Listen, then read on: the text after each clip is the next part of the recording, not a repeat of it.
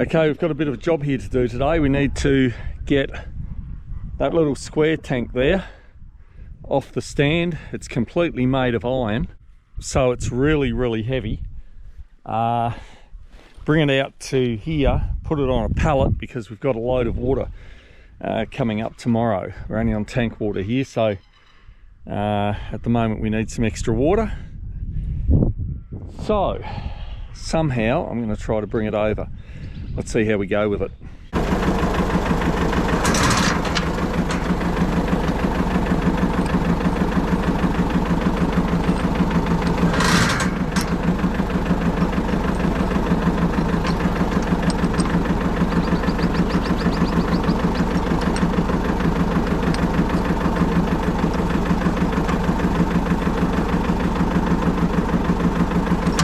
Okay, here's the deal.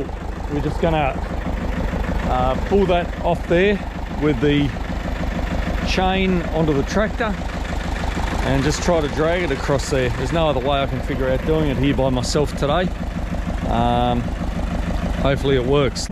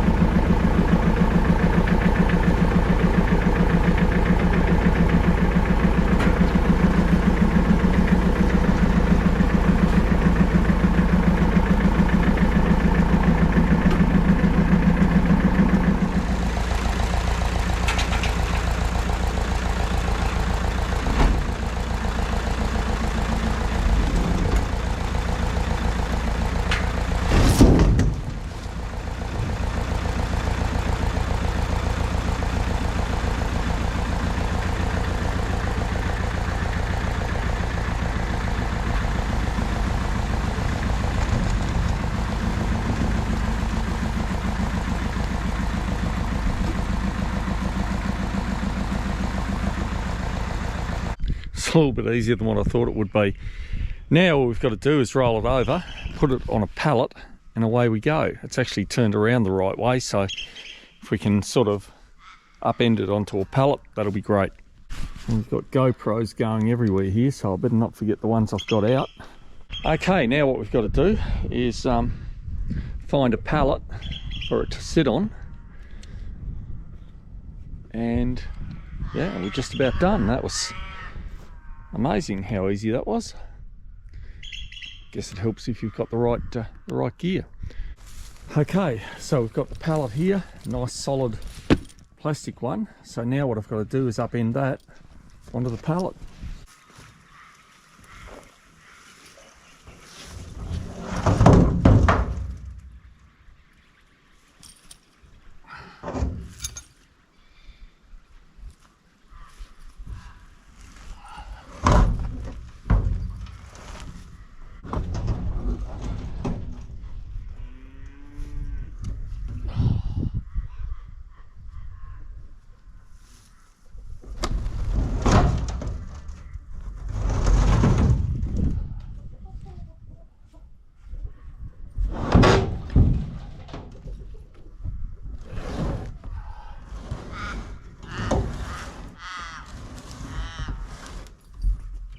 Done. So now all I've got to do, I've got to take this tap out and maybe put a new one in because I think it's buggered or blocked up or something. We'll also undo this top plate here, take that off, and then hop in there and clean that out because she's rather dirty and rusty in there. Okay, so we'll just come over here and have a look at our beans, see how they're going. They're looking pretty good, but we've got a bit of cockatoo damage, which is a bit disappointing. They tend to come in here in a flock and very quickly, as you can see, chop the tops off the bean plant. They've done quite a few of them along here. They've started in the centre. If we can keep them to this outside row, that won't be so bad. But all in all, beans aren't looking too bad. I'll show you an overhead shot of them in a moment, because if we can keep the cockatoos out of here, or keep them off the beans, I think they'll be all right.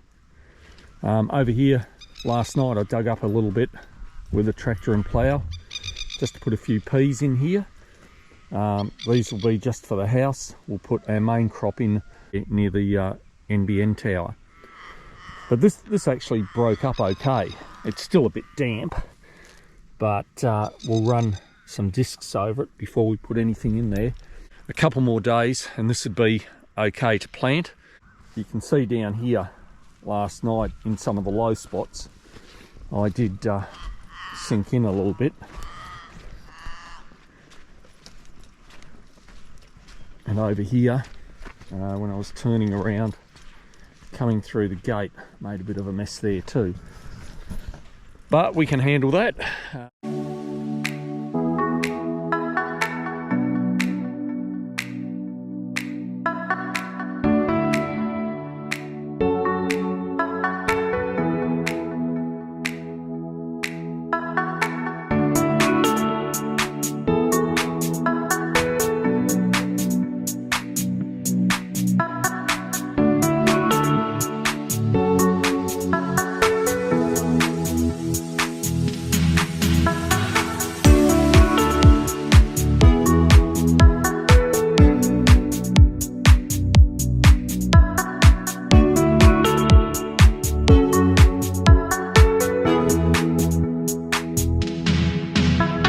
So yesterday, while I was doing some drone footage for YouTube, we had a bit of trouble with the drone. This back propeller here, there was a message coming up on the screen that it was rotating too fast. Apparently they do that if they get damaged, and I needed to change both of them because the drone wouldn't be stable. So I did that, not sure how it went. So what we're going to do is give it a bit of a test run. Hopefully it'll be a bit more stable than what it was yesterday. Oh,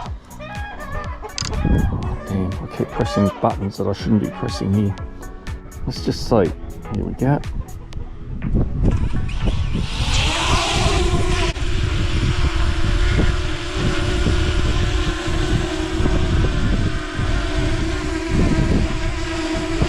Okay, what's up there? Do a few manoeuvres with it. I know the wind's blowing too, so that's not real good.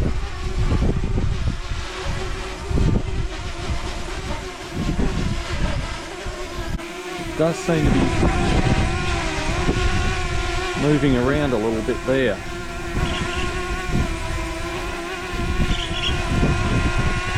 So as I said, there's no message coming up on my screen, so maybe it's just a bit of the wind. So I think what we'll do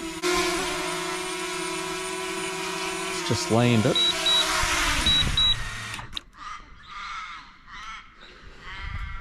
Okay.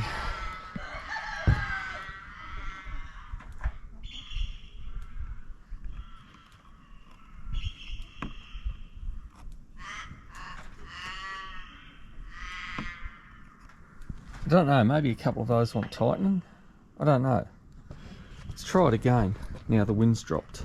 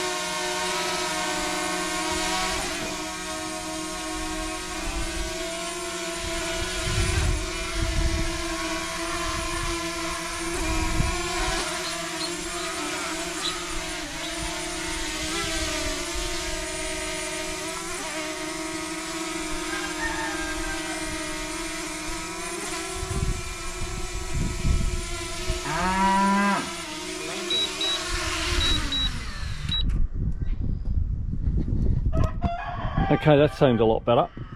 So I think what I'm going to do is just leave it at that. That seems pretty good to me, and we'll just have to be a bit more careful.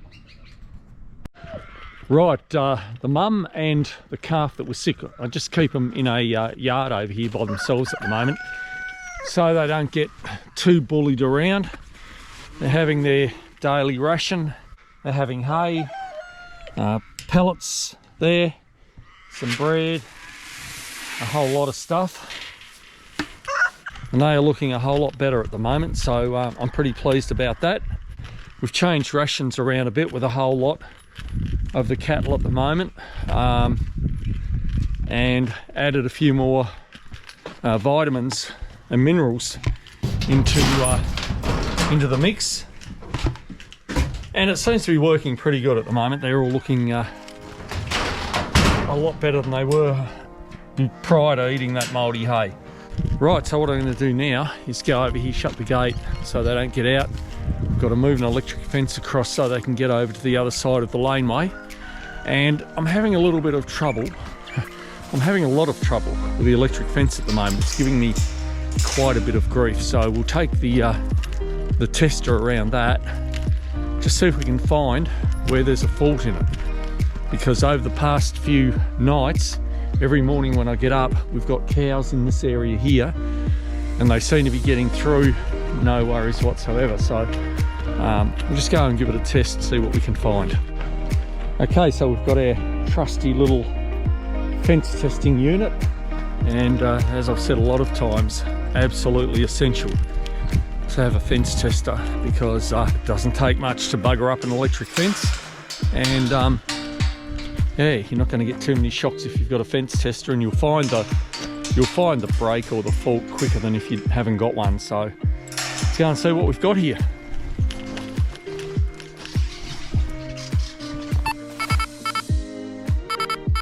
So we've only got 3.3 volts there. Got a 13 amp fault along this line here somewhere. We do use a lot of electric fencing here. I find it the best tool to manage the cattle with. But occasionally you do get a fault, and occasionally it is really hard to find. So I'd be interested to know what kind of brands in electric fence units people are using. So drop me a message down below and tell me what sort of electric fence you use.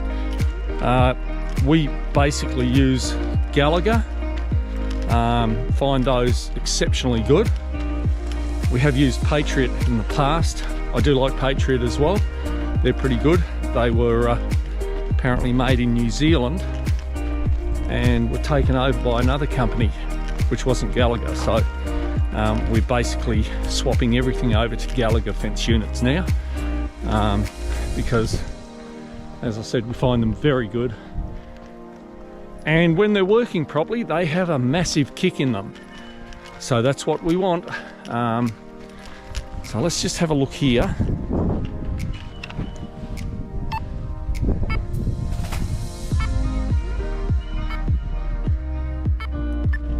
Yep, so that's fine there. So we'll just keep walking around the fence here and checking it.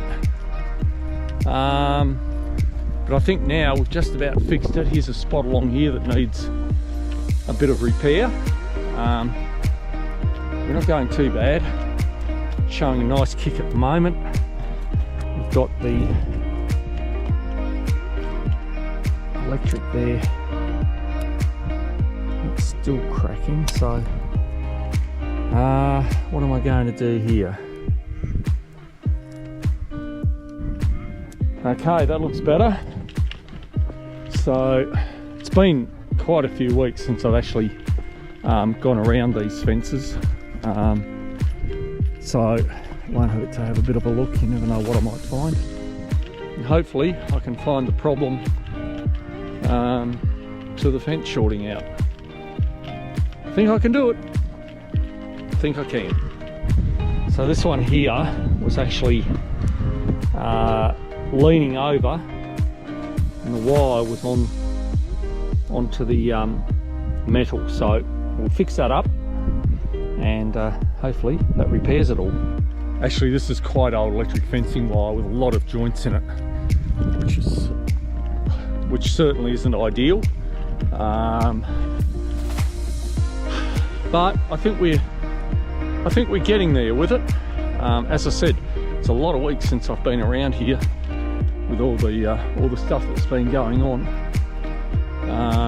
But I think we've just about solved the problem.